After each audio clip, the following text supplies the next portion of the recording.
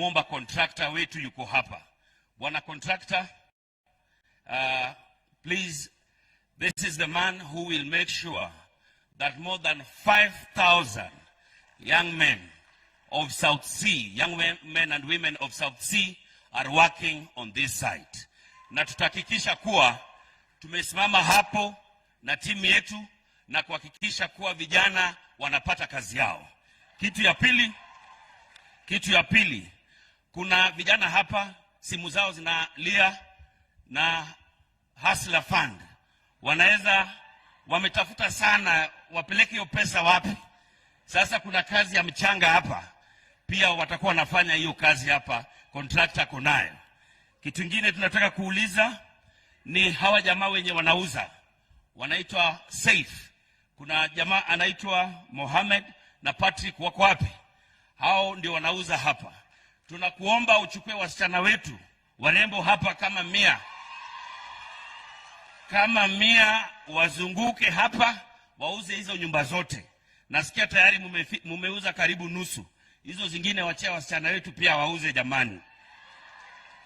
Alafu kuna mambo ya kupikia watu hapa. Kuna wamama wangu wa plot 10 muko? Wamama wa plot 10 ndio watakuwa wanapikia watu hapa. Na hiyo ni kazi ya 44 months. Hata kama unapata 1,000 kwa siku, si ni sawa? Alafu sasa kuna site managers. Yaani hii kazi yenye itakuwa hapa, kuna kazi zaidi ya 5,000. Vijana wetu, wamama wangu, ndugu zangu, hakikisheni kuwa mumeingia hapa na tumefanya kazi. Kwa sababu Lang'ata sisi tumesema ni maendeleo peke yake. Si ndio?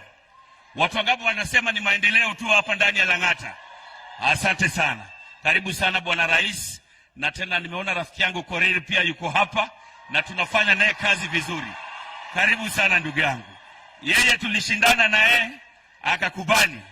Wengine pia wakubali kuwa mambo ya siasa iliisha. Sasa tuko ndani ya kazi sahihi. Mheshimiwa Rais, mmekuja na wabunge wengine hapa pia. Wabunge wenye wako hapa tafadhali simameni. Tuko na Mheshimiwa Kiborek, huyo ni MP wa Mogotio, yuko hapa na sisi hapa. Tuko na Women Rep wa Laikipia, Madam Kagiri ana represent Housing Committee ndani ya bunge. Tuko hapa, tuko wima, tumesimama na wewe na tutafanya kazi pamoja. Mungu akubariki, Mungu abariki Lang'ata. Asanteni sana.